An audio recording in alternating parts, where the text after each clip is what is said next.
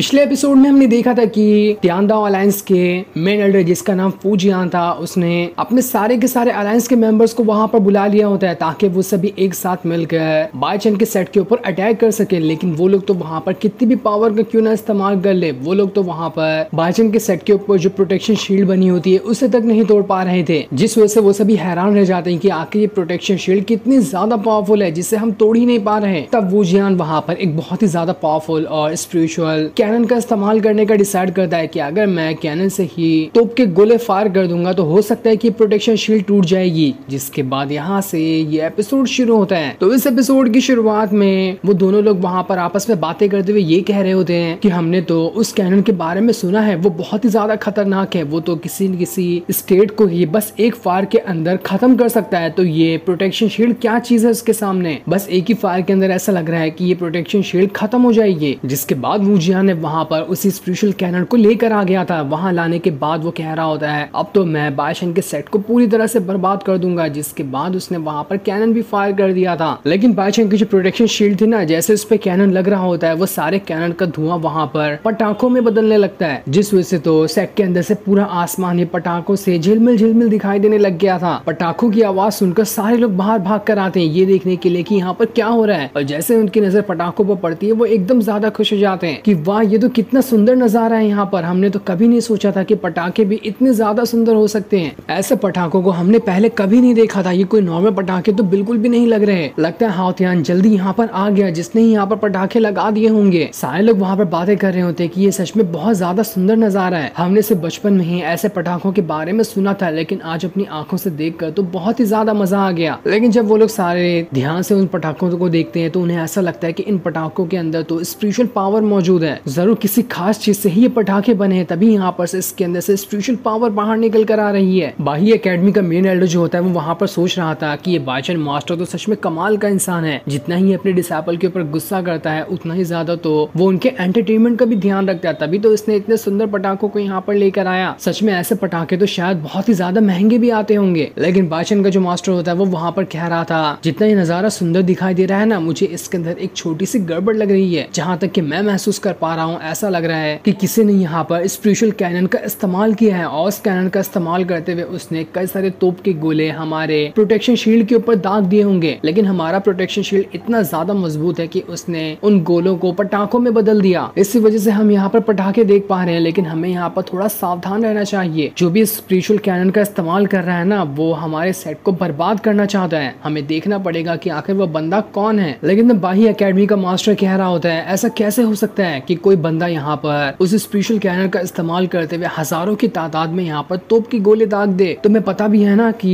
एक तोप का गोला स्पिरिचुअल कैनन का 100 मिलियन सोने के सिक्कों में आता है। कोई इतना अमीर तो नहीं होता जो इतना अंधाधुंध तरीके से इतने महंगे महंगे कैनन से तोप के गोले दागते रहे। लेकिन वो यहाँ तो सच में इतने सारे तोप के गोले दागे जा रहा था, उसने तो कई 100 मिलियन सोने के सिक्कों को ऐसे ही बर्बाद कर दिया होता है। जो देखकर वो दोनों लोग कह रहे थे इसने यहाँ पर इतने कैनन फायर कर दिए ना कि उतने पैसों से तो करीब हम 6-7 स्टेट को खरीद लिए होते। इतने पैसे यहाँ पर बस इसने प्रोटेक्शन शील्ड को ही बर्बाद करने में उड़ा दिए। सच में इस बुढ़ाऊ के पास पैसा तो है लेकिन दिमाग के नाम पर घंटा भी नहीं है। तो वहीं बाईचेन के जितने भी डिसाइपल होते ना, उन सभी की तो आंखों से खुशी के आंसू निकल रहे थे क्योंकि उन्होंने इतना सुंदर नजारा कभी नहीं देखा था। वो सभी एक दूसरे से बातें कर रहे होते कि सच में ये पटाखे बहुत ज्यादा सुंदर है, क्या पता हमें अगली बार ऐसा सुंदर नजारा देखने मिले या ना मिले, इसलिए हमें इसी पल को अच्छे से एंजॉय कर लेना चाहिए। वहीं वूजियान के पास उसका डिसाइपल आता है जो वहां आने के बाद उससे कह रहा होता है हमारे सारे गोले खत्म हो गए मास्टर, अब हम क्या उड़ाएंगे वहां पर। जो सुनकर तो वूजियान भी हैरान था कि यहाँ पर तो मेरे सारे पैसे बर्बाद हो गए लेकिन ये प्रोटेक्शन शील्ड तो टूटने का नाम ही नहीं ले रही। वो बाईचेन के और उसके सारे डिसाइपल को चैलेंज करते हुए कह रहा होता है किसी के अंदर हिम्मत है तो आओ ना मेरे सामने, इस प्रोटेक्शन शील्ड का सहारा लेकर तुम क्या ही उखाड़ लोगे। प्रोटेक्शन शील्ड इस्तेमाल करने की वजह से मुझे समझ आ रहा है कि तुम्हारे पास कोई पावर नहीं और तुम सब डरे हुए हो। पर तब उसकी ख्वाहिश पूरा करने के लिए वहाँ पर हाउतियान आ जाता है जो उससे कह रहा था क्या तुमने मुझे बुलाया, तुमने बुलाया हो मैं यहाँ पर आऊँ ना, मैं तो यहाँ पर आ चुका हूँ। ये देख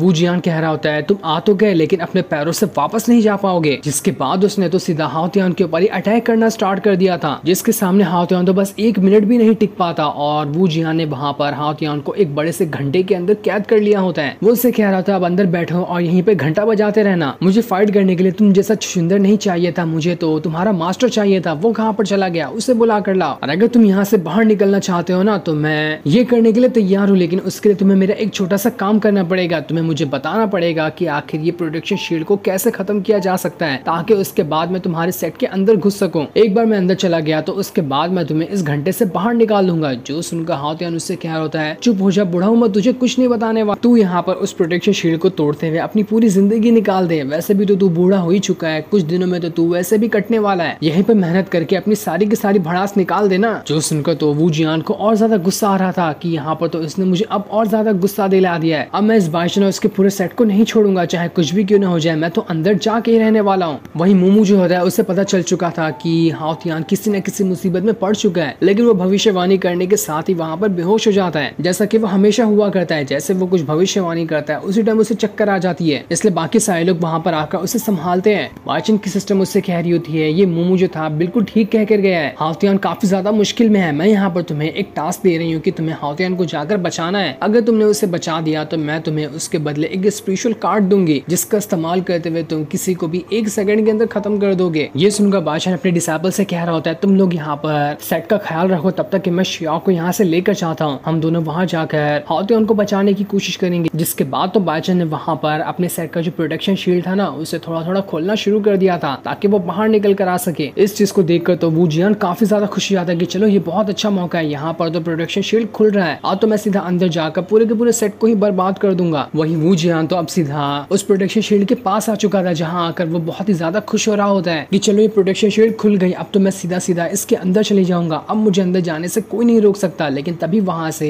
बाइचन की नाव गुजर रही होती है, जिसने तो एक जोरदार टक्कर सीधा वू जियान को ही मार दी थी। जिस वजह से तो वू जियान बेचारा सपने लेकर आया था कि वो प्रोटेक्शन शील्ड के अंदर जाएगा, वो नाव से टकराने की वजह से न जाने कहाँ उड़कर गायब हो गया होता है। जो देखकर तो वू जियान के साथी हैरान रह जाते हैं कि अरे हमारा मास्टर कहाँ गायब हो गया, वो तो हमें कहीं दिखाई नहीं दे रहा, कहीं वो बोर्ड के नीचे दबकर मारा तो नहीं गया ना। अगर वो सच में मारा गया तो हमें यहाँ से जल्दी जल्दी अपने आप को बचाकर भाग लेना चाहिए। बाइचन तो अपने नाव के साथ हमारे मास्टर को उड़ा सकता है, तो हमारी क्या औकात है। सारे लोग वहाँ पर काफी ज्यादा घबरा गए होते हैं। तो वहीं शियाओ जो होती है अपनी स्पेशल पावर का इस्तेमाल करते हुए उस बोर्ड की स्पीड को और ज्यादा बढ़ा रही होती है, जिस वजह से वो बोर्ड तो बिल्कुल बिजली की रफ्तार से आगे बढ़ते जा रही थी। लेकिन तभी शियाओ को ऐसा लग रहा होता है कि मैंने तो रास्ते में किसी चीज को उड़ा दिया, कहीं वहाँ पर कोई मौजूद तो नहीं था ना जिसे मैंने उड़ा दिया हो अपनी बोर्ड से। बाइचन भी हैरान था कि अरे यहाँ पर सारे लोग हैं तो, लेकिन इनका कोई मास्टर भी तो होना चाहिए ना, वो कहाँ चला गया। कहीं ये सारे लोग यहाँ पर मुझे न्यू ईयर के बारे में बधाइयां देने तो नहीं आए थे ना। अरे यार मैं तो इनके मास्टर से मिलने आया था, लेकिन वो तो मुझे कहीं दिखाई नहीं दे रहा। लेकिन बाइचन को देखकर तो वहाँ पर सारे के सारे लोग घबरा चुके थे। वो लोग कह रहे होते हमें यहाँ से यू टर्न मारना चाहिए, हम जल्दी से यू टर्न मारकर यहाँ से भाग निकलते हैं। लेकिन बाइचन तो उन्हें वहाँ से ऐसे नहीं जाने देने वाला था, उसे सबसे पहले हाउतियान चाहिए था, उसके बगैर तो वो उन्हें नहीं जाने दे सकता था। इसलिए वो लोग वहाँ पर सीधा बाइचन के ऊपर ही अटैक करना स्टार्ट कर देते हैं। लेकिन बाइचन तो अपने एक ही हाथ का इस्तेमाल करते हुए उनके सारे के सारे अटैक को खत्म कर देता है। इस वजह से तो सारे के सारे लोग और ज्यादा घबरा चुके थे और वो लोग डर के मारे जल्दी से हाउतियान को उठाकर सीधा बाइचन की नाव में ही फेंक देते हैं कि ले जाओ अपने साथी को, मुझे हमें इनकी जरूरत नहीं है। बाइचन तो हाउतियान को देखकर हैरान था कि अरे तुम तो किडनैप हो गए थे ना, तुम यहाँ पर उड़ के कैसे आ गए। जिस पर हाउतियान कह रहा होता है अरे मास्टर मैं आपको क्या ही बताऊं, आपकी तो पावर देखकर ही वो सारे लोग एकदम ज्यादा डर चुके थे। आपने हल्का सा अटैक क्या किया, उनकी तो पूरी नाव ही बर्बाद हो गई और उसके बाद मुझे मौका मिल गया वहां से भागने का, तो मैं भागकर यहाँ पर आ चुका हूँ। जो देखकर बाइचन कह रहा होता अगर यहाँ पर हमें हाउतियान मिल गया तो हम यहाँ पर अचार डाल रहे हैं क्या, चलो वापस हमारे सेक्टर में अंदर चलते हैं। पर जैसे वो लोग जा रहे होते हैं उन्हें नाव के नीचे से ही पूजियान की आवाज सुनाई देती है जो उनसे कह रहा होता है रुक जाओ। जो सीन दिखाते ही ये एपिसोड यहीं पर एंड हो जाता है। Thanks for watching.